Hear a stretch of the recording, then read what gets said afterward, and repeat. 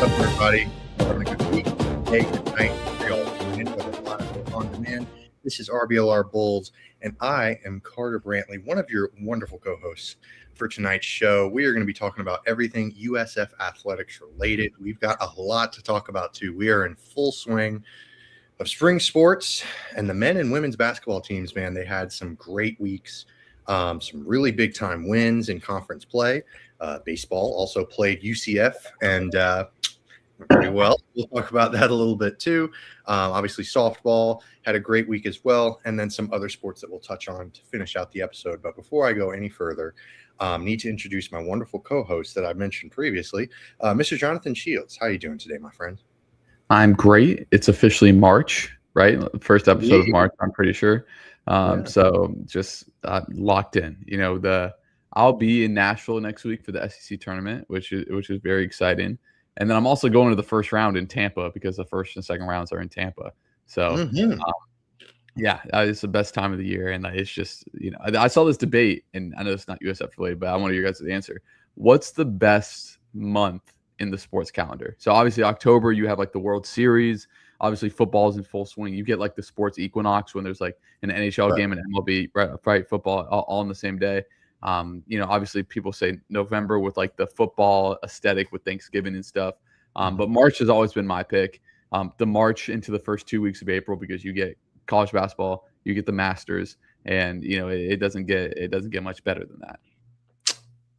I'll answer first. I got to be honest. I do think it's hard to not let like other things impact, because like in October, me and my family go down to Key West, and then like you said, the sports equinox is really fun. So like every day we're either watching college football, playoff baseball. So like even setting aside the personal stuff, I do think October is probably the best, but this is a real close second. I do love this time of year. Spring training is great, and especially this year, World Baseball Classic is going on, so that's fantastic. But I don't know, the summer is also kind of fun too, man. That's a tough question. That's a really tough question. Probably March and October for me, though. What about you, Mr. Tariq? Yeah, I'm probably gonna go. That October, November time. I mean, I don't know. There's just something about that whole kind of fall. Not even like, I don't want to say even winter, just the holiday season. Yeah, the aesthetic. I mean, it's my birthday. Yeah, you got Halloween. There you go. And then college football's in swing. I feel like a college basketball, because they have a couple of those, like opening day. They have a couple of big games. Yeah, like those kind of So I know that starts later in the fall / winter. So I would have to go in November, but you can't go wrong with March. There's something beautiful, about March Madness every single year, man. I've been seeing posts, and it's like, there's always some iconic 1 or 2 players from some small school. That's the whole reason we do it. Yeah. No, absolutely. No, I'm with you. That's a great question. That's a tough one for sure. So, but it's March. That's one of the better times of year for sports as well, for sure. But speaking on something a little bit more serious, a little bit more somber, we unfortunately have lost a member of the USF or college coverage community, Joey Knight, from the Tampa Bay Times. I grew up reading him. I know we were talking about it before the show. Same with you, Jonathan. We were talking about how impactful he was, and how how much great work he did, really covering all college sports around really the state of Florida, really even high school sports too. And I had the privilege to work in the same press box as him. Like that was kind of like a holy cow moment when I went to a USF football game. I think it was USF Miami maybe last year or something. I don't remember, but unfortunately he has passed away. But I wanted to just send thoughts, good feelings, vibes, prayers, whatever you can his way, him and his family and his friends and his loved ones. Joey Knight, man, he was a Tampa Bay sports writing icon for sure. One of the good ones, one of the greats. Wanted to give that man the respect that he deserves. And it's a sad moment, unfortunately. And the college sports landscape in regards to Tampa Bay and of course the state of Florida, and in general, it won't be the same without him. So it's a tough news, but it's unfortunately part of life, but it's still sad when it happens. And hope all for the best for him, for his family and his loved ones and all that. So anyways, don't know how to transition from that into the more lighthearted news, but I will try nonetheless. We'll start with men's basketball. They had a heck of a week. I mean, my goodness, it was really, really phenomenal. Man, we'll start with the Tulane game because that was really the main game of this past week, and I had the honor of being there. It was really fun, sitting in the press box. It was a great time. The crowd was just really into it, and they clinched at least a share of the American regular season title. Obviously, they have a chance to expand on that into just getting the whole thing. They had the trophy and everything there. That moved them to 21-8, 13-3 in conference play. They're on a 7-game winning streak. Man, it was just such a game from everyone involved. When you win by 28 points against a team in conference play, that's really, really cool. Mr. Tariq, what were some kind of key performances? Who were some guys that you wanted to watch out for, or were watching out for, and had some big time performances from this past weekend? Yeah, just the usual iconic, 4, I guess, or really the 3 big ones are always going to be, Wes Enos, Pinion, and then of course Isaiah Nelson. So just, Wes Enos, he was on fire, 25 points, 50% of the 3-point line. So he hit his 250th career 3. So just when you needed him, and on top of that, looking back at, I remember when we first talked about, this D2 transfer, and he had one really good game, I think, in the beginning of the season. So we're like, hey, hopefully he keeps it that way. So that's real nice to see. But yeah, Pinion, with 12, Isaiah Nelson doing Isaiah Nelson things, 14 points, 13 rebounds. And then Josh Omajafo coming in with a double-double, 16 points, 10 rebounds. So, yeah, I'll tell you this, Carter, Joey Knight would have been real happy, writing about, this USF basketball team, man. The way things are looking right now, yeah, dude, we are on absolute fire. I don't see us slowing down, especially this next game. But Jonathan, what about you, man? Where's your head at when it comes to just, where USF stands overall? Because we were really dominant, this past game. We were talking about Rowan Brumbaugh, I think, not this game, but the week, the game before, how to lock him down. And we shut down the whole team, man. We rebounded them. We did everything we could, even the turnovers. We were efficient. So, we're standing right now in 49 in the net ranks. So, forecast right now, UNC or maybe Arkansas, at the 5th seed, and then we're at the 12th seed. So I just kind of want to see, where's your head at overall as to where USF stands. Does anything change, at this point, this late with these kind of bracket forecasts? No, USF's going to have to win the conference tournament to get in, which is I don't love, obviously, because I think they're good enough to get in. So obviously, you mentioned their net ranking. They're up to 53 in KenPom. And I always like to say, okay, like, who's on the bubble that's around them? Like, Cal's on the bubble. They're 73rd, right? It's, like, not great. USC's on the bubble. They're 67th. Who else on the bubble? Virginia Tech's no school on the bubble. They're 58th. It's just West Virginia just beat Kansas, and they're 59th. Or they didn't beat Kansas. They beat BYU. But it's – just if you just swap USF's logo with, I don't know, pick a power team. If you swap USF's logo with Georgia Tech's, they're probably in the tournament, right? If you just look at some of that stuff. But, yeah, it's unfortunate because, they're playing really well. You mentioned kind of their trio, and it seems like every single game it's Ennis. And if it's not Ennis, it's Nelson. And then a lot of times it's all 3 of them. And then obviously you're going to get Pinion's good for 2 or 3 threes a game. So it's just been it's been really, really impressive. And under 10 turnovers in this game, almost a 2-to-1 assist to turnover ratio. When that was their big problem when they were losing these games, was the turnover issues. And the fact that they're almost 2-to-1 in this game, that's a problem. Carter, correct me if I'm wrong. I'm pretty sure they've only really had one bad turnover game. I remember we might have talked about it since that Temple game where they were sloppy down the stretch and they lost. But yeah, they're playing so well. And all the coaches say is like, you want to be peaking at the right time going into wherever. But they've been peaking for like a month now.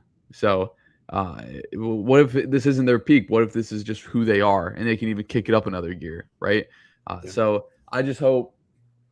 I don't know. It's very hard to win your conference tournament. It is.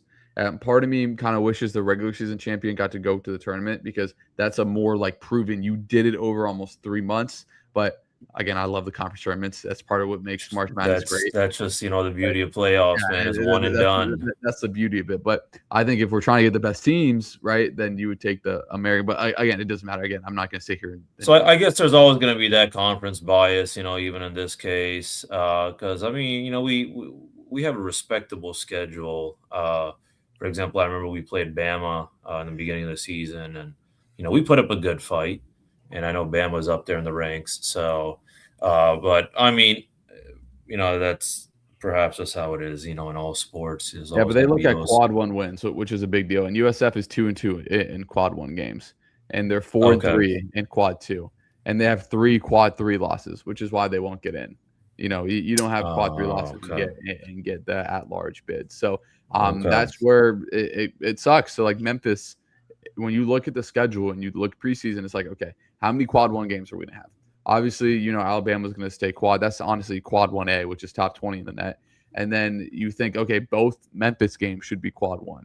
Unfortunately, Memphis at home, I'm pretty sure was quad 3. They're that bad. It was. And then Memphis on the road is only quad 2. So none of those really helped their chances. So unfortunately, the loss to UAB is the one that kind of really killed them, because obviously, Temple is a quad 3 game too. But losing a quad 3 game at home, I mean, it doesn't really matter who you are unless you play an insane strength of schedule, which USF unfortunately didn't. You're just not going to get that at-large bid. But we're talking about stuff that happened 3 months ago.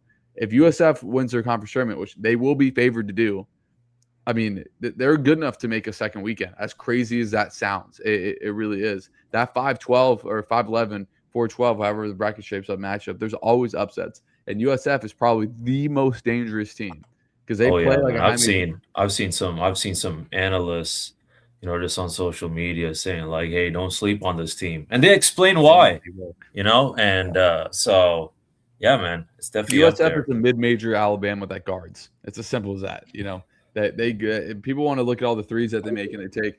Yeah, and it's a lot of it. But they also guard really well. Holding Division I teams to back-to-back games of 56 and 62 points is fantastic. I don't really care who you're playing. It's really hard to hold teams to that. So, obviously the coach is a disciple of Nate Oates at Alabama. They play like Alabama, but I mean, they guard, man. And to win in March, you have to guard.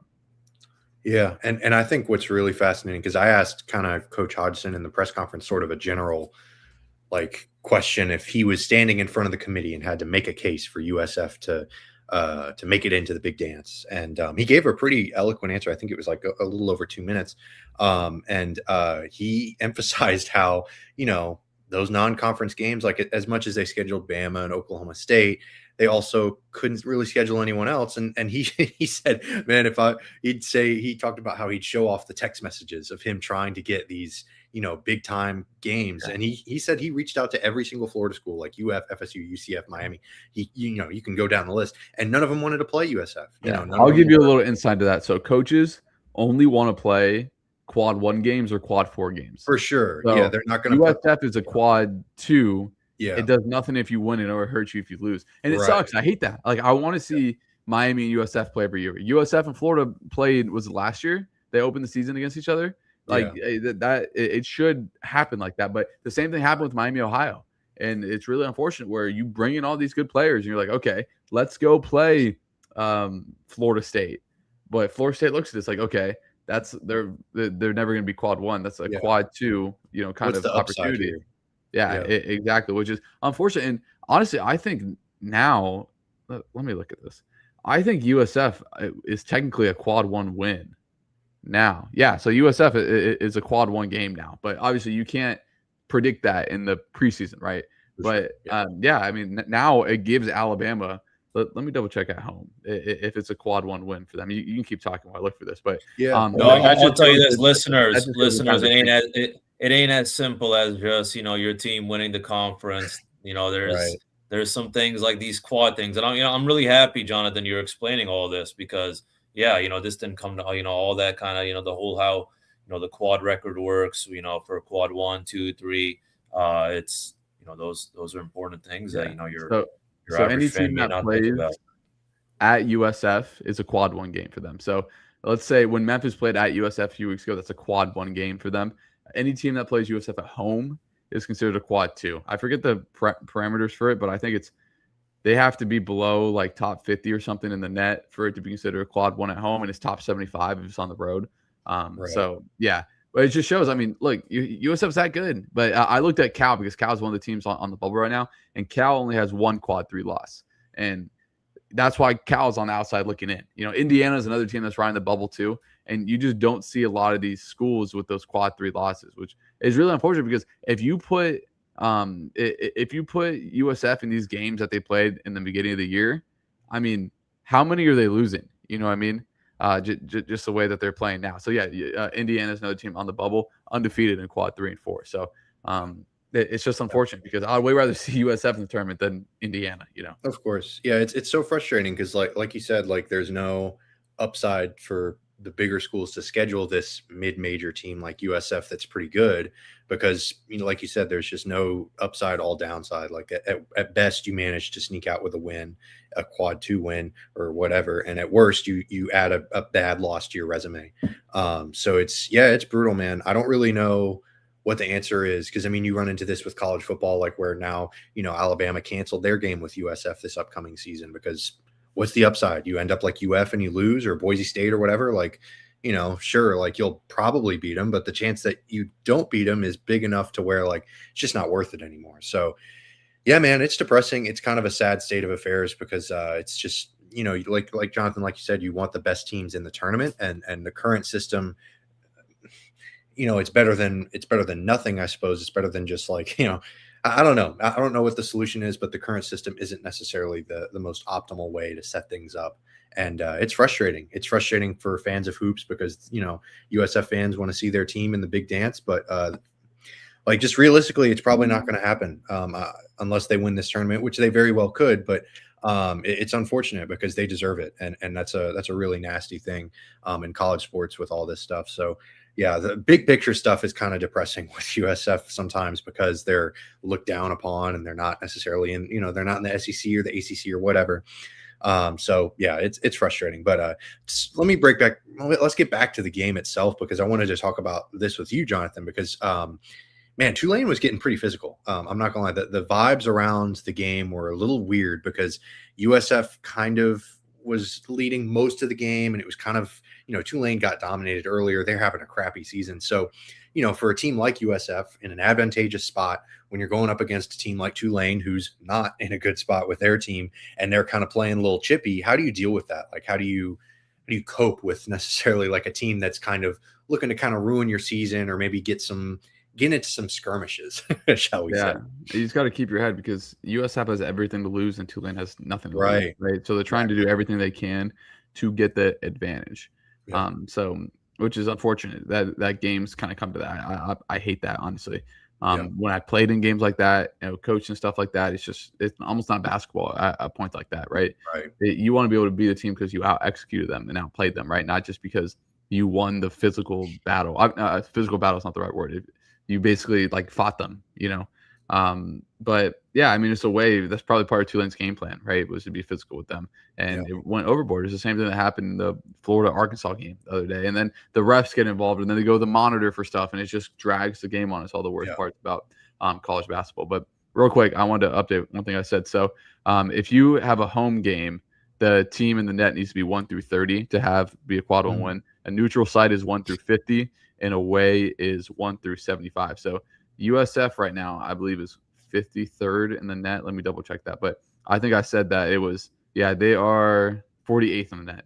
So I think I said 1 through 50 for home, 1 through 30 for home. So it's just interesting how all the analytic stuff works. Yeah, man. And it's so frustrating because like the cutoff is 50. So like you can be the cutoff is 30. So like you can be the 31st best team and you're a quad, like that's and it fluctuates so much. So for example, for Alabama, USF wasn't a quad 2 win, probably not until the beginning of February, with the way that they're playing, right? So that's kind of the beauty of the sport is so many teams are better late than early. And sometimes it's vice versa, but USF's one of those teams, man.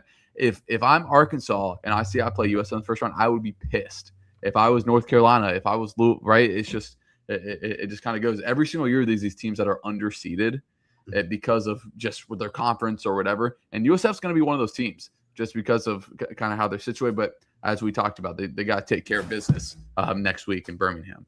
Yeah, absolutely. And first they got to take care of business a little bit against Memphis too. Or they got to win one of these final regular season games. They play Memphis Thursday and Charlotte Sunday for senior night. Musab, how's Memphis doing? They have not been looking too hot. Am I wrong in that assessment? No, man, you are absolutely right. All right. We should be coming into this game confident. I don't even know what the spread is, but it's going to be a lot. Yeah, they're coming in cold, man. They're on I think they're on like a 5-6 loss 5-6 games loss streak. Last 4, yeah, I mean, we beat them 87-66, and they lost to UAB 78-67, lost to Wichita State 88-82, and then got ran over by Jordan Riley and the boys from East Carolina 84-68. So, yeah, take the USF spread. I don't know, but take the USF money line. Yeah, but what are the odds? Probably like negative 1,200. So, right, yeah. Anyways, we have this in the bag, but I gotta say, guys, depending on how much y'all, how much talent y'all have seen overall across the whole, country with college basketball. I mean, where do you put Isaiah Nelson amongst, these guys? Because, dude, he's breaking records. He's, making history. He's like blue collar player of the game every game almost. American AAC conference honors or player of the week almost every week. Yeah. It's interesting. I was actually having a discussion with someone that we should have on the podcast. Oh goodness, I forget his name, but he's a nice fellow, works for the Bay Area Examiner, and he was talking about Isaiah Nelson right? What's that? Was that Colby? Yes, Colby. Hey, Musab Tariq, man, you're on it. You're on it way more than I am. But we were talking about Isaiah Nelson as a potential like undrafted, two-way or G League type of guy for the NBA. And we talked about Isaiah Nelson shooting a lot of threes, and it's because, hey, like if he wants to try to maybe sneak onto a team or even maybe go overseas or something, developing that part of his game would be really fun. Unfortunately, so far, Isaiah Nelson is like something awful. Like he's like 7 for 46 or something just atrocious from deep. But yeah, Isaiah Nelson does all those things really well. Like he rebounds well. He finishes in the paint really well. But, he's only 6'10", and he's not exactly, Rudy Gobert or he's not Giannis out there defensively. So it's really interesting in the broad landscape of like an NBA prospect. But obviously in terms of being a college basketball player, it's very different. And he's probably one of, if not the best players in the American Conference. So I'm high on Isaiah Nelson. But Jonathan, what about you, man? Where do you think Isaiah Nelson? What are your thoughts on him as maybe an NBA player? But I know that's kind of far fetched. But in the broader context of college basketball. Yeah, I mean, you never know how NBA players. It's so weird. Like all of a sudden, like Cato for the Celtics is like a rotational big man. Yeah, you know what I mean. So it's just like the guys that stick in the NBA is so weird, And guys like, for example, Luka Garza and Oscar Tshiebwe were 2-time Player of the Years in college, right? And they're both Garza's more of a in the NBA now, but I worked for the Jazz last year. Oscar Tshiebwe was on the G League team. I remember it was a huge story because he played like 40 minutes in a G League game in the morning and then played in the NBA game that night. So it was something like that. So. I'm never gonna say never for some of this stuff, but the first thing, unfortunately, every team's gonna look at is size. So you see 6'10" with Isaiah Nelson, 218. It's like, okay, that'll play. The next thing is you have to be able to shoot in the modern day NBA. Yeah. And I see 6 of 43 from 3. Yeah. Like, obviously, there's a bunch of other stuff to your game. Like you literally just be like a lob threat. Like for example, Derek Lively, who plays for the Mavericks, doesn't shoot any threes. He just sets screens, rolls to the basket, and blocks shots. But Derek Lively, I'm pretty sure, is also like 7'1". Yeah, and he's a monster. The other thing is he's like, okay, what are his block numbers like? Like, he's averaging over a block a game, solid rim protector, right? Yeah. So, we talked about the tournament and how good it could be for USF. It's also be very good for these guys that look. I'm not sure a ton of scouts are watching USF games, right? But you go play March Madness against Arkansas, who has Coach Calipari, who is probably one of the two most just enticing coaches of this decade. Like, yeah, people are going to be watching. They're going to be watching Darius Acuff because he's averaging 22 points a year. And then all of a sudden it's like, oh my, Isaiah Nelson has 24 and 12. This guy is a player, right? So, he's probably a G League guy the first year and then hopefully moves up from there. But yeah, he'll play pro for a long time. There's so many pro leagues now. I mean, Australia, Canada, even stuff that's more local for I say local in terms of language that they speak for American players. Like the Canadian League is really kind of taking a step up. The Australian League is where like LaMelo Ball came from when he got drafted, right? They've had a really nice kind of uptick in stuff there. And obviously, Spain is kind of where the top leagues are, not in the NBA, and France has some really good leagues too. But now more than ever, it's kind of great to play professionally and make like a real living out of it. It's not just kind of NBA or bust anymore. Yeah, for sure. I really dig it. I'm hopeful that he can kind of transform his career into something like that because that would be a really fun story. I know OKC has Youngblood, I believe. I forget his first name, but he went to Alabama after USF. Yes, former USF guy, not necessarily a graduate or anything. I did see on their X account they did say thank you to like a couple of NBA teams for like visiting or something. Yeah, they had reserved. So they did have they posted like the Magic, the Lakers, the Knicks. I thought I saw the Knicks. Too. Yeah, there were a few. You never know. Maybe these guys. Maybe these guys, the front office, told these recruiters or whatever, hey, find me some hidden gems. They're gonna go. Right. They're gonna go back to their boss and say, "Hey, listen, I didn't find some player of the year, legendary big man, but let me tell you about Mr. Double Double in Tampa." Isaiah Nelson will probably be player of the year in the American this year, I would guess. Yeah. Right? Yeah. Oh yeah. Right. Oh, you got to think that you got guys that you need to fill out summer league teams, right? There's 30 NBA teams that need a summer league team. There's 10 guys, 12 guys on every summer league roster. I left school early, so I'm not going to do that math, but that's a ton of players.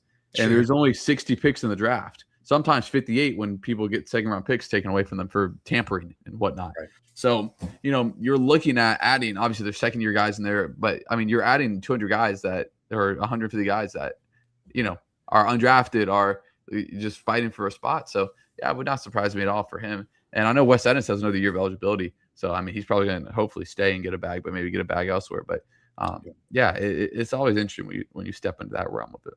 Yeah, man. Yeah, Isaiah Nelson. And we haven't talked about C.J. Brown at all, but he's also tremendous. I know he probably won't be an NBA prospect either, but he's really fun too. But USF's got some dogs on their team for sure. Wes Ennis, if he was taller, man, with that shot, my goodness, he might be like a serious, little Isaiah Nelson type of guy who gets some run in a summer league type of thing. But even so, yeah, like hopefully Wes Ennis can, like you said, get the bag somewhere else or have a really good game here next season. But one closing thought on men's basketball before we move on to the women's team, who had another tremendous week as well.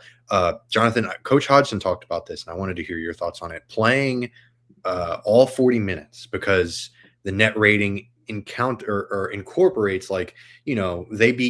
for example, they beat Tulane by almost 30 points. They beat them by 28 points. So that goes into the net rating. So do you agree with that? Because that was sort of one of the questions that was posed to him, and he had an interesting answer. He really liked that they incorporate all 40 minutes because, hey, the basketball game is played the entire time. So while you might want to empty out your bench and get some guys some rest, what are your thoughts on the net ratings, incorporations of point differentials and all that stuff? I mean, I don't dislike it, I guess, but I will say on the 40 minutes aspect, it's easier now to play 40 minutes in a game because of the media timeouts. So you get basically 2 minutes every 2-minute break every 4 minutes, right? 16, 12, 8, and 4.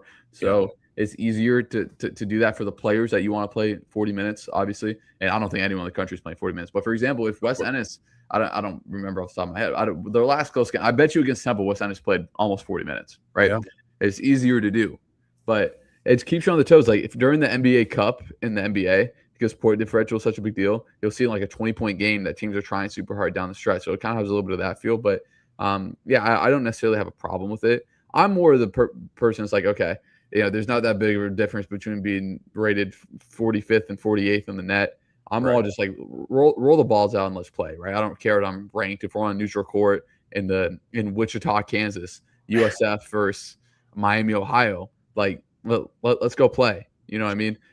When they're trying to guard Isaiah Nelson in the post, they're trying to block him out for a rebound. They're not gonna be like, oh man, USF's 40th in the net. This is crazy in this rebound. You know what I mean? So it's important, but and I do like that they take all 40 minutes into account, but it's only important in those aspects that we talked about, right? 1 through 30 for home games, 1 through 45, 1 through 70. If you're going between 60 and 65, it doesn't necessarily matter as much. Sure. Yeah, it's just interesting to me that kind of aspect of it, because like USF increased their margin of victory to 28, so now maybe their net rating's a little better. But like you said, like the margins are so slim, and it can get kind of in the nitty gritty and kind of a little bit silly sometimes with the discussions. But at the same time, what's the alternative? Like, you can't just discount like the margin of victory, because sometimes it does matter, if it's a blowout or if it's a close game, because USF played Tulane close, like that's not a great sign. Tulane's not a very good team. USF was playing at home, like they should have dominated, and they did. So it's a tough balance, a tough line to walk. So yeah, I wanted to get some thoughts on that, because just, it's kind of a good overall conversation with men's basketball in general, not just USF. But speaking of women's basketball, we're going to shift our focus to that team, because man, they had a great week as well. A tight road win over North Texas, the Mean Green, 66-63 over in Denton, Texas, where I was born. USF had some tremendous performances from the usual suspects. 4 players combined for 62 of this team's 66 total points. Really interesting game. But Musab, what's the breakdown of this game? Like, who were those 4 players, and what's some of the narrative that went into this game? Yeah, man. First of all, Eden Battle leading the Bulls with 19 points, and then Carla Brito with 16 points, 9 rebounds. She was also 80% from the free throw line. And then Stephanie Ingram, always making things happen. Leads the team, I believe, in assists, and she racked up 6 and had 14 points. And then Lauren Putu had a night herself, 13 points, 7 rebounds, 2 blocks, and 3 steals. So yeah, those 4 just doing everything they could. But it was a back and forth. USF responded late in the second quarter. They had a 14-5 run. They take the lead 31-27, into the halftime. But then North Texas, they fought back in the third quarter. They got on their own little run, 19-6, and then they got a little 48-47 lead, heading into the fourth quarter. But boom, claps back. USF in the final quarter racked up a little 13-5 run, led by Carla Brito. They got control of the game, and able to sneak in the win, 66-63. But shout out to the defense. They forced 20 turnovers. 10 steals, 8 of those being in the first half. So, it was a first and second half kind of performance. And shout out to Eden Battle for earning American Athletic Conference honors for her performance. Yeah, man, it was a big time victory, because those road victories can be really tough, especially in conference play. But then they turned around and had a very different, but still equally, if not more so, impressive win against Temple, 82-36, 46-point margin of victory for those counting at home. My goodness, that's a heck of a finish. Sort of the similar cast of characters, although Katie Davidson also had an excellent performance as well. She had 12 points, had 3 from deep. And then Stephanie Ingram and Ness Piper had 11 points each as well. They had that 16-0 run in the first quarter. Jonathan, man, what's the feeling like when you're taking a team down by 46 points? I mean, I got to admit, I played travel ball growing up. We didn't have a whole lot of blowouts. We weren't very good. So I'm not really as familiar with this feeling. What goes into just absolutely dominating a team like this? Oh, it's a great feeling, because then you're on the bench, joking around with your boys and stuff when you're up by 30. I remember every single time when I was in high school, we used to beat teams. I used to my mom take a picture of all of us on the bench, acting like we're hard or something when we beat some freaking team that barely knew how to play basketball by 40. But Temple's not bad. They have 7 conference wins. Yeah. But they beat us. They beat us last time, by the way. Yeah. So yeah. By the way, that North Texas game we talked about last week, how massive was that win? It moved USF to 3rd in the conference. If this holds, they will not have to play Rice until the championship. Just a massive win, massive week. And you could kind of see it coming with the way that they've been playing. And I kind of referenced that. They played Rice really tough. They had some trip ups in the middle of the year, but the last 4 or 5 games, they've really been playing well. And, you can just kind of tell something like this was coming. Poor Temple that they freaking got the brute of it. I mean, that was, yeah. Temple had 4 starters combined for 6 points. That is like historically bad. Yeah. So obviously the USF women's team is playing on a high note. And I thought the regular season was already done. It's weird. So, and a lot of the power conferences, their conference tournaments are this week. And I'm not sure how the American does it, but obviously they're not done. But just a beat down from USF, and they're really playing well right now. Yeah. So speaking of that tournament, it starts March 10th, and USF is 68th in net ranking. So yeah, they clinched the number 3 seed. They close out the regular season this Saturday. They head to New Orleans to play Tulane. But Musab, what would have? I mean, is it kind of similar to the men's team? Do they have to basically win the American Conference tournament to get an NCAA look at this point? Yeah, I mean, they got to win the AAC tournament, and then I think they get that spot in the NCAA tournament. But if they make the final, that's where I would have to phone a friend, call Jonathan, and be like, "Hey, Jonathan, what's the whole kind of quad situation / because I mean, I think there might be technically a small chance, but other than that, though, yeah, if we lose before that, I think it's we just go to the WNIT, and then we call it a day. Yeah, and it's tough, man, because they've had such a tremendous season. They dealt with that early adversity with Coach Fernandez moving on to the WNBA, and yet they've still put together a very quality season. I mean, having this type of season with a first-year head coach who was essentially handed the reins, I don't even know, 2 weeks before the season starts. Obviously, it was an internal hire, so there wasn't really a huge shift in momentum or anything like that. But at the same time, there's still something to that. So it was a really. I think, guys, I have to say, we've been really lucky with both of these teams. And the thing is, not many fans or not many schools really fall into where we are, which is 2 kind of not like small, but not like your big, kind of power conference basketball programs who are thriving. So otherwise, guys, if we were mid, we wouldn't care. We would just be like, hey, listen, if we win, woohoo. If we lose, but that's the thing, we're in reach, and that's what makes it kind of tough. And I feel like this is probably this happens in every sport, and it's unfortunate it's happening to us, because at least for football we really did have a chance. We had 2 solid chances. You just lock it in and boom, you get the respect you deserve, you get into the playoffs. That's a whole other thing. But with this, I know it's different. And but hey, I mean, at the end of the day, if you want to get that respect from the NCAA board, you got to at least win your conference. So if we win our conference, then yeah, we'll see how it plays out. It's really interesting with obviously Coach Fernandez leaving, and there's some rumors about Coach Hodgson swirling. He's from, I believe, Northeast New York, so there's a lot of rumors about him heading to Syracuse because they've been floundering for a while as a program, and they're in the bigger conference, and they obviously have that massive, really fun history, with the, they would go out and play zone and just wreck some people's brackets. It was a lot of fun to watch them in their prime, but obviously Syracuse not nearly at that space, but there's sort of that prestige with Syracuse. So Jonathan, how does USF deal with that? Obviously with women's basketball, it was Coach Fernandez, and with men's basketball with potentially Coach Hodgson, how do you deal with coach turnover, being sort of a stepping stone type of program? Yeah, it's tough because USF's in that weird spot where it's they're not the typical mid-major. They got their coach now from Arkansas State, right, who was a mid-major. You know what I mean? Right. USF's still mid-major, but a lower mid-major. Sure. So it's just really interesting. And it's unfortunate because, I mean, Syracuse, you could argue, is a top, 15 job now. Yeah. Probably top 10 when Boeheim left. Absolutely. So, a guy at Virginia Tech would leave for Syracuse, I'm not sure, and we talked about this last week. I mean, I'm not sure if he would leave for Virginia Tech, for example, right? It has to be the right job for him to leave. And maybe Syracuse is his dream job, and he leaves and he goes, right?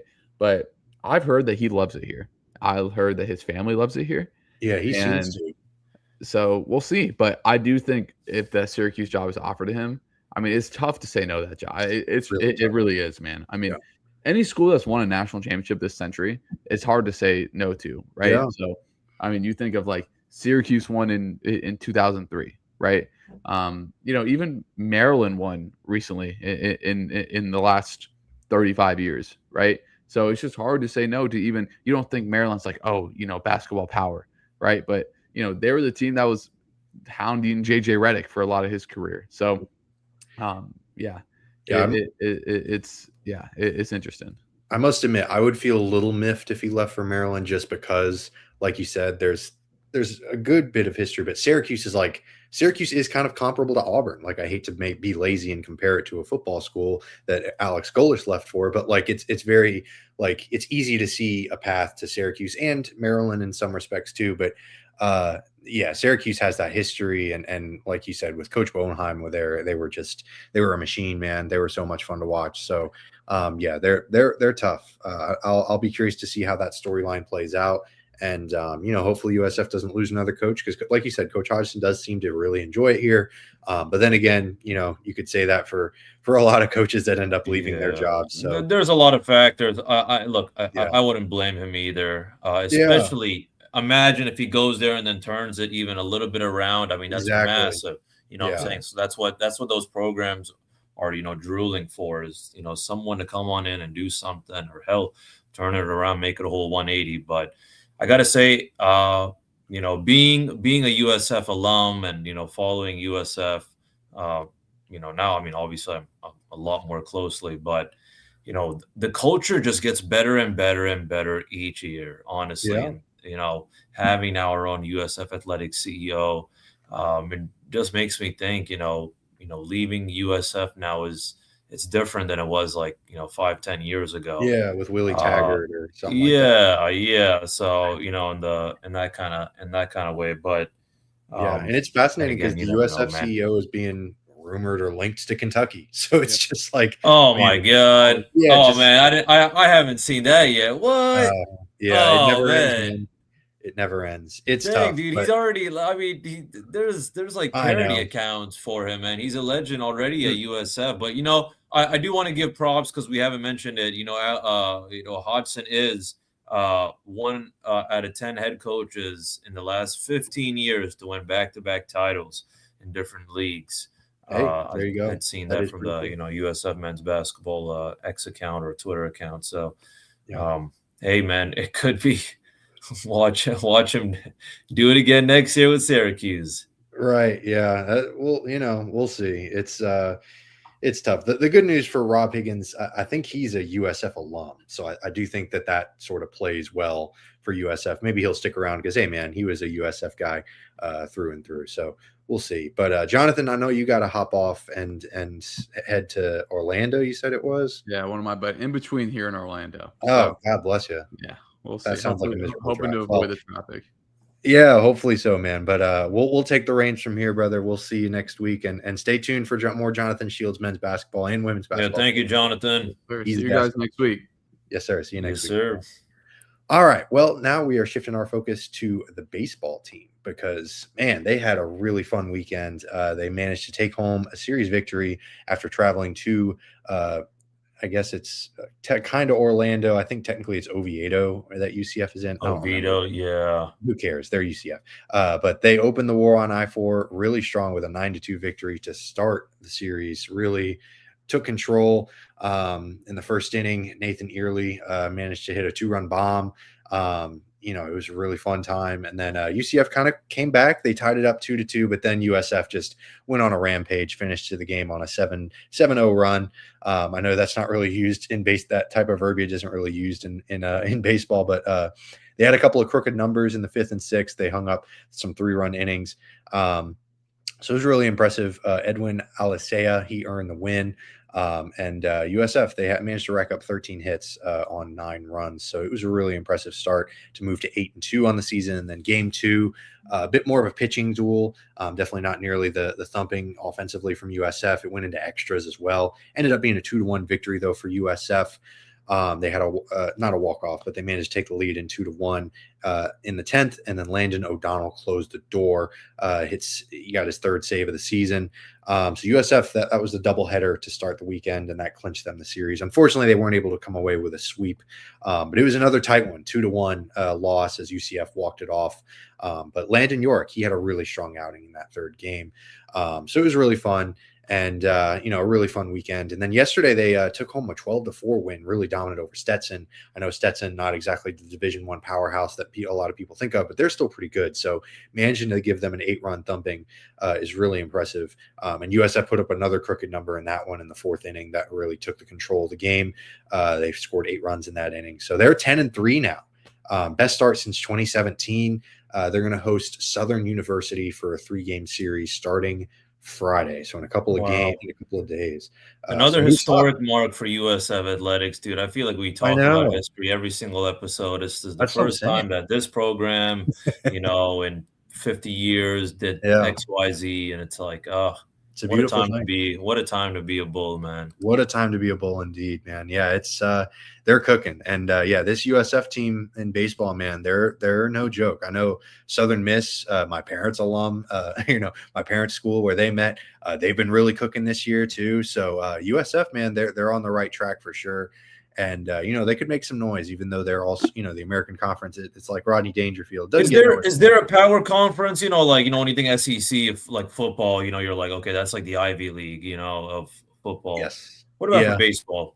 It's very similar. Very similar. The SEC is huge. SEC, you get, ACC. You get Vanderbilt, you get South Carolina, you get LSU. That's a big one as well. UF.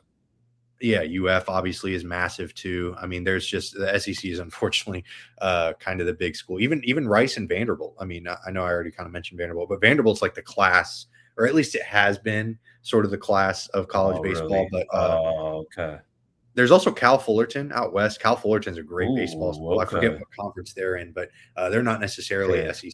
So you can get a lot more of those West Coast teams. Like James Madison of football. I don't know, man, because Cal Fullerton's like legit. They've had some really insane players come out of there. Really, really impressive stuff for sure. So, it's like down south and a little bit of Cali. Makes sense with the weather and all that. Yeah, so I mean, I think they're in the Big West. That's where Kyle Fullerton is. But they've got, like, you look at their Wikipedia pages and College World Series appearances. It's like black ink. It's like just 3 lines of like, it's really insane. So they're really impressive. But I'll be interested to see how the NIL stuff translates to baseball as well, because obviously it's really big in basketball and football, and it's big in baseball too. Don't get me wrong, but it's going to be interesting to see how that sort of translates. But the ACC is pretty big too. I mean, FSU is huge, and you get sort of the North Carolinas of the world, as well as Clemson. Clemson's got a pretty good school as well. It's college baseball, man. It's really fun. I've really enjoyed getting back into it because there's some cool schools out there. There's some really interesting stuff. Baseball is a very different dynamic than a lot of other places, because you can get drafted from anywhere. It's not necessarily about the quality of competition. Like, there are guys that get drafted out of USF. I mean, Bryce Archie, the quarterback from 2 years ago, he's in the Cincinnati Reds system because he was a pitcher. Or he is a pitcher rather, and he's still there. Shane McClanahan for the Rays, he's a USF alum. I think Coco Montez, who actually played for the Rays this past year, he was in the Rockies organization for a long time. He was a Bull. And there are a lot of guys that go to these smaller schools, or that move up, or maybe they just get drafted out of the smaller schools or signed. Talent can really come from anywhere in college baseball, especially for the major leagues. So it's really cool, man. I love the college baseball landscape. It's a lot of fun. So we'll keep talking about them, because USF's had a really amazing start to the season, and it looks like it's only getting better. So we'll keep talking about it, and we'll keep y'all in the loop. Shifting our focus to softball, because they had a heck of a weekend too. Musab, take us through the last week for USF softball. Yeah, man, USF softball. It's been they were partaking in that T-Mobile Crimson Classic. Oh, right, in Alabama. Yep, they had a strong 10-2 win over Kent State. Now they were standing at 16-5. Kent State did strike first with a 2-run home run, but then the Bulls clapped back with a huge 5-run third inning to take control of the take over at 5-2. Sorry about that. Alex Wilkes, though, look, you're gonna hear this name quite often. I think she had the AAC honors or Player of the Week. I think it was last week. She had a big game with 3 hits, 3 RBIs, and then Lexi Beldowicz also added 2 RBIs during that rally. And then shout out to Ann Long. She threw a complete game with 6 strikeouts and allowed just 4 hits. But then later that day, we faced number 5, Alabama. We fell 8-0. The whole kind of run rule game. Then the Crimson, the Crimson Tide, they scored 3 runs in the 4th and then 5 more in the 5th inning. And then we faced Alabama again, and we lost 8-0 after again. They jumped out early, and then they sealed it with a grand slam. So, and then later in the second game, we lost 2-1 to St. Thomas. Kathy Garcia Soto was looking real darn good, though. She went 3 for 3 with a single and a double and a triple. Man, so she was the only one. She drove in the Bulls' only run with an RBI triple. So, but then St. Thomas clapped back. He scored twice in the 5th to take the lead. But it's not about how you start. Well, we started out strong. Well, it's not about how you do midway. It's about how you finish, Carter. Because USF, they closed the tournament strong. They had a 9-0 shutout win over Kent State. Jamia Nelson, her first home run of the season, 3 hits, 2 RBIs. Alex Wilkes is back. And then Alexa Galignani, they each added multiple hits. And then our pitcher, Belle Sardia, she threw a complete game shutout, allowing just 4 hits. So we finished the weekend 2-3. Overall, we're 17-8. And now we begin the AAC, journey as we go on the road and play Memphis on Friday. So far so good. It's looking good, but again, now it's all about conference play and the meat of the season.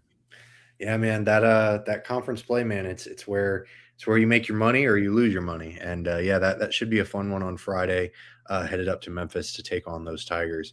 Hopefully it goes similarly to the way the men's basketball games have been going against Memphis. That should be a lot of fun. But yeah, man, the softball team, they're always going to put up a fight. They're always going to be solid. I know the Bama games were a little bit disappointing. Getting run ruled is always tough. And then, but hey, they were number 5 though. So yeah, man, they're literally the Alabama of softball is the Alabama of football. Like they're in the same conversation, so to speak. So, USF plays them. It's going to be a tough day. There's just a difference. There's a difference there.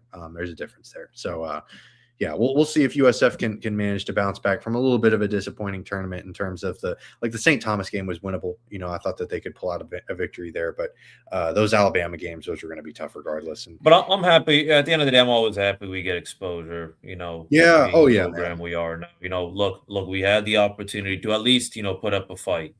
For sure. Because I remember, when we do put up fights with really good teams, and then people are impressed. So.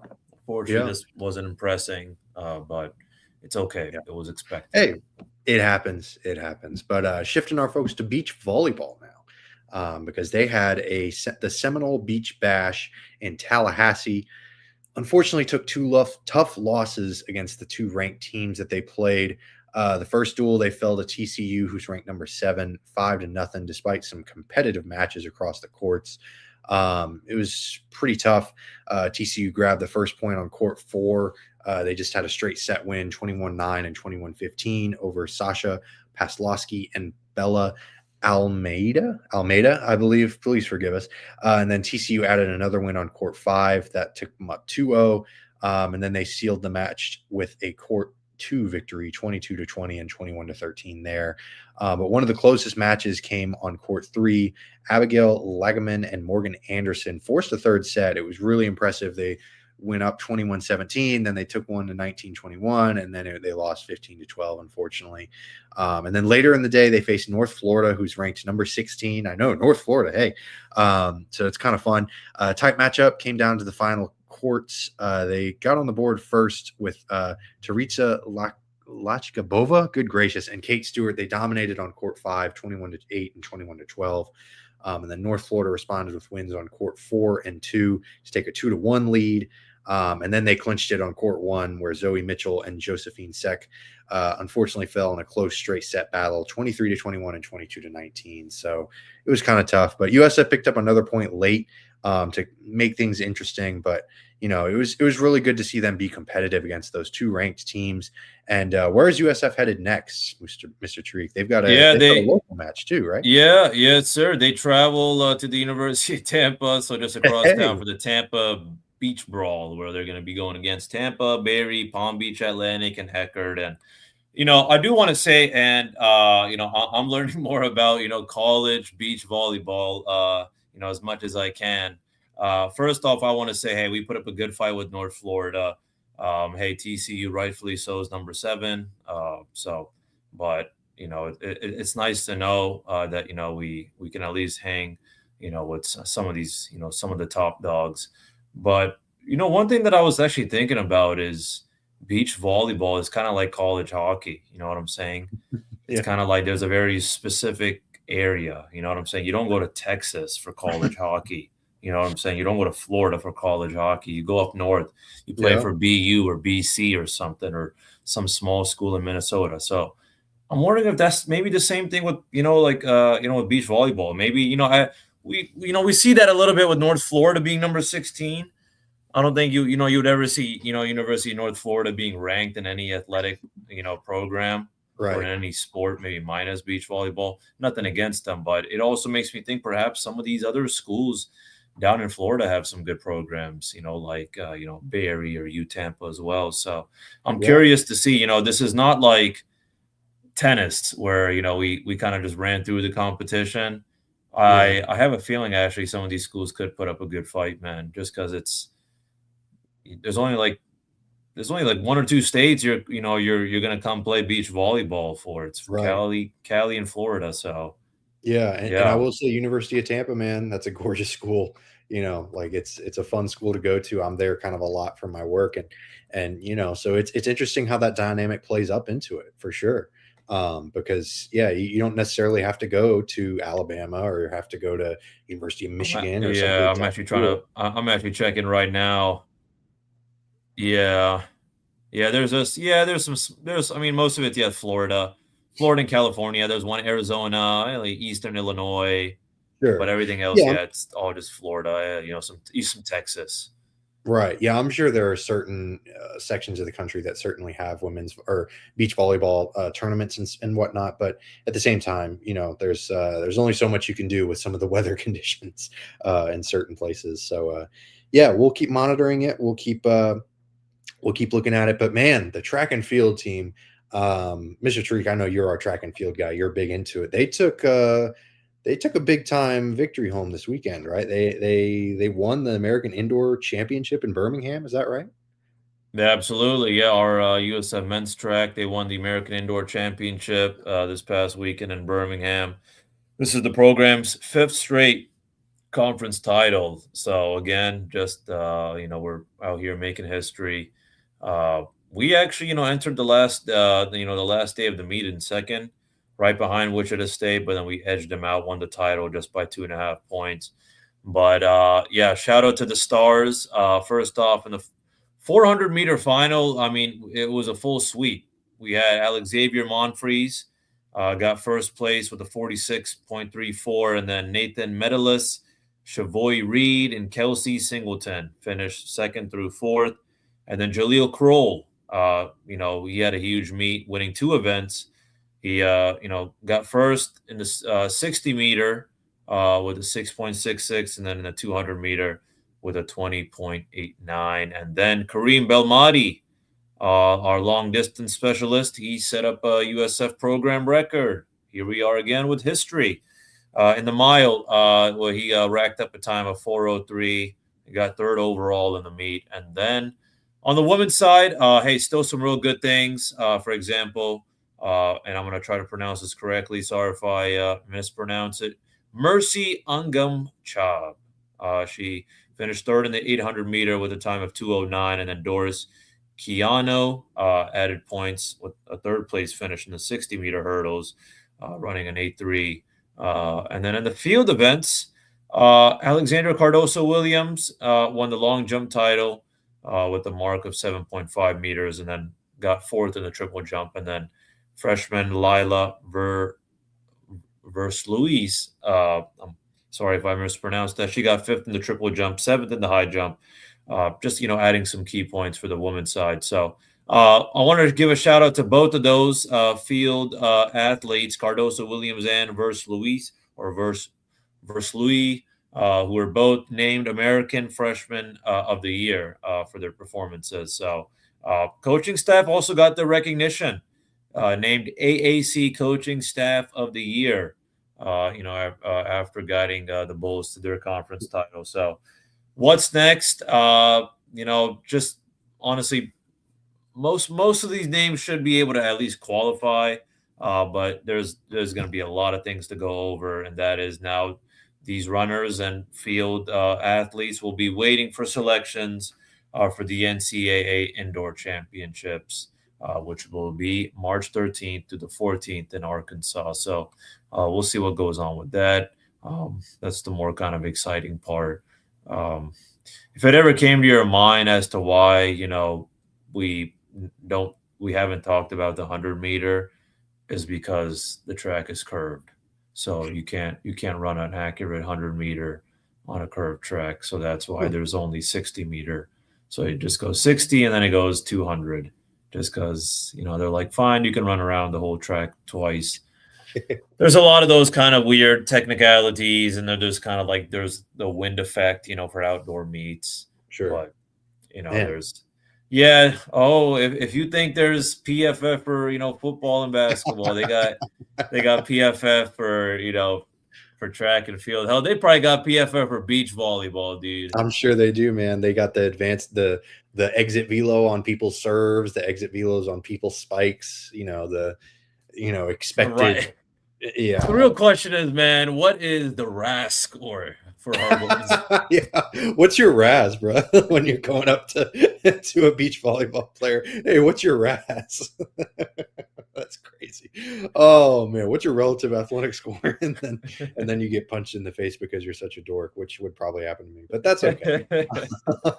It happens. But yeah, we'll keep you all up to date, or rather, Mr. Musab Tariq will keep you all up to date in the track and field events, because there's going to be a lot of fun stuff to talk about as they move to the outdoor events as well. And then women's lacrosse, they had a really fun game this past Sunday. They took down Brown at home. It was kind of a fun atmosphere because, I had to park near the lacrosse fields, and it was also at the same time as the Tulane game for men's basketball. So it was kind of a fun atmosphere. There were plenty of people at the women's lacrosse game. It was a very lively affair. Brown took an early 2-1 lead in the first quarter, but then USF just exploded for 6 goals in the second quarter, took a 7-5 lead going into the half. Ava Ufues, she sparked a run with back-to-back goals during the quarter. Then Brown fought back in the third quarter and outscored USF 5-3 to tie the game 10-10 going into the fourth quarter. Very much a barn burner here, but then USF managed to shut the door, scored 3 goals. In case you didn't remember the final score, to take a 3-0 scoring advantage in that final period, improved their record to 4-1 on the season. Were there any individual performances you wanted to highlight from this women's lacrosse game? Just first of all, I want to get Maggie Newton with 3 assists, and then our goalie Natalie Eastwood made 11 saves. While the Bulls also outshot Brown 33-27. So, and then for the draw controls, Callie clearly with 12, she just dominated the draw circle. So, we're going to be seeing some of these names quite often. I know Ava Uphughes has been making a name for herself so far this season. So. I'm excited to see what they do. They stay at home and they'll be hosting Navy March 7th, at home. So, look, we're 4-1 so far. Just what a time to be a Bull, dude. All of our athletics are looking real good. Things are either just started or they're, teams are on a hot streak, like our, basketball programs. So, yeah, man. Yeah, dude, the lacrosse team is cooking. It's just another program that's doing real well. And to finish off the episode, Mr. Musab Tariq, I wanted to give you the floor to talk about our men's and women's tennis teams. Man, they had some fun weekends in a competitive sense, but they weren't necessarily able to take home victories. Is that right? Yeah, absolutely. I'll try to be as as positive as possible, but our men's team, they took a beating in some way, I guess, to 36th ranked University of Pennsylvania. It was competitive in some ways too. We opened strong in the doubles. James Newton and Francisco Yanis picked up a 6-3 win on court two. Then Penn, they clapped back. They secured the doubles point after wins on courts 1 and 3 to take that early 1-0 match lead. But here he comes, Hugo Carr. He battled his ranked opponent, who was ranked number 45 in the nation, Manfredi Graziani. Fortunately, he lost 7-5, 6-3, but Elijah Cham competed on court two. Unfortunately, also lost to Luca Butera, 6-3, 6-4. Stepan Maruzek started strong, won the first set 6-2, but then Sharia Barajwaj came back to win the final two sets. And then Guglielmo Verdes and James Newton both fought hard, fell in straight sets in their single matches as well. So the closest match of the day was, Francisco Yanis, after winning the first set 7-5. He pushed it to the match, the tie break against Penn's Wojtek Wallace, but who had, beaten him 10-7. So, we still, put up a strong effort, against a ranked opponent on the road. So, always some positive to take away. But now, we have a busy week. We're going to be playing UCF, Oklahoma State, and Tulsa. So, that's a loaded week. Yeah, man. We get a little bit of that AAC action, a little bit of that war on I-4, and just some good old Oklahoma State tennis. So we'll see how that goes. But women's tennis, though, a little different. It was a lot closer and against a little Florida rival. We lost at home to FAU 4-2. Started strong in doubles. We got the doubles point. We won courts 1 and 3. Amelie Drukarova and Josephine Foster, they picked up the 6-2 win on court 1. Francesca Miglio and Melissa Sendley got that 6-3 win on court 3. And then we carried that momentum into the singles. Josephine Foster dominated her match, winning 6-0, 6-2. So we had that early edge, but then FAU kind of started clapping back. They, responded by winning 4 single matches to take control of that team score. Margarita Marcon pushed her match for 3 sets at the number 2 singles, but fell 6-3 in the final set, unfortunately. So Loanne Vargas, she started strong at the number 6 singles match with a 6-2 first set, but then FAU came back to win in the final 2 sets. So some strong doubles play, some tight singles matches. We're sitting right now at 3-6. And now we're going to be traveling up to face UPenn, on March 9th. So their journey continues. But again, I have to say, tennis, it's a whole different ball game when it comes to recruitment. As you can tell, a lot of these names are very hard to pronounce. They're, they're all international stars, Yeah. So that's just how it is. I really don't know how it works. It's kind of just like, you just find whoever you can, and, you work your magic, and, that's just how it is in some sports. It's the same thing I'll tell you, it's the same thing that happens in cross country. You'll rarely see like some American raised, runner win it. Sometimes they'll sneak in the top 3 or something, but it's always these like fresh out of Kenya or, Ethiopia or something, or, they got some background like that. That's just how it is, with the recruitment. So, yeah, it's interesting. Yeah. I mean, you can point to USF's ability to to recruit internationally because they're kind of an international school. They have for that. So. But it makes me think. I wonder how that is. I haven't looked at closely. Perhaps maybe you have. But like, what's the vibe with? Because I mean, Puerto Rico, Dominican Republic, Japan, Korea. They have a phenomenal, athletes coming from those countries and great programs. Sure. What's the kind of? Are there a lot of those, people from those countries? A lot of like athletes from those countries coming to play college ball, or is that kind of recruitment? You can kind of just get recruited internationally. Yeah, I mean, what's tough is that if you're in Japan and you're good enough to play in Major League Baseball, then you're going to stay in Japan. You're going to go to college in Japan. You're going to go to NPB, like their version of MLB. Oh, I gotcha. And then eventually you're going to make your way to Major League Baseball. That's kind of the majority of the way people do it over the folks do it over there. And in the Dominican, if you're good enough to play Major League Baseball, you're probably going to get signed out of, it's kind of gross the way international signing is right now. That's a whole nother conversation. So to answer your question, sometimes it depends. I mean, I know that's such a lazy answer, but for Japan, you mostly see them stay in Japan because NPB is a very prominent league there. Like you can, there are Americans that go over to NPB to try to play there because, you can make some money over there. It's very similar to the European basketball circuit where like, it's not quite MLB, but the difference is marginal. It's very much like NPB is, they're legit. So it's very, it's fun. It's a lot of fun, but at the same time, in terms of USF recruiting folks in the Dominican or Mexico or Japan or whatnot, that doesn't necessarily happen. I don't think in baseball, at least. I can't necessarily speak for other sports or how it is all the time, but for the most part, it does seem like that's not nearly as common as you would think, because, like you said, those countries do have a very strong tradition of submitting really strong baseball teams, and we'll see it in the World Baseball Classic pretty soon. So it should be kind of fun, but. Yeah, we're nearing the end of our episode in regards to the USF Bulls. I kind of got off on a little tangent about baseball there for a second, but yeah, we're going to keep talking about USF athletics, man, because they've got a jam-packed schedule this upcoming week across these sports. We're going to keep talking about it because, man, it's some fun stuff, and all these teams are in great places. I mean, especially, the men's and women's basketball teams. Women lacrosse is cooking.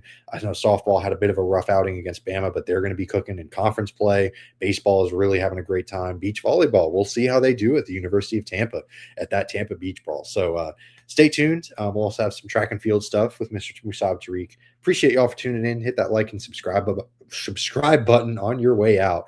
We'll see y'all next week. But until then, and as always, go Bulls. Go Bulls.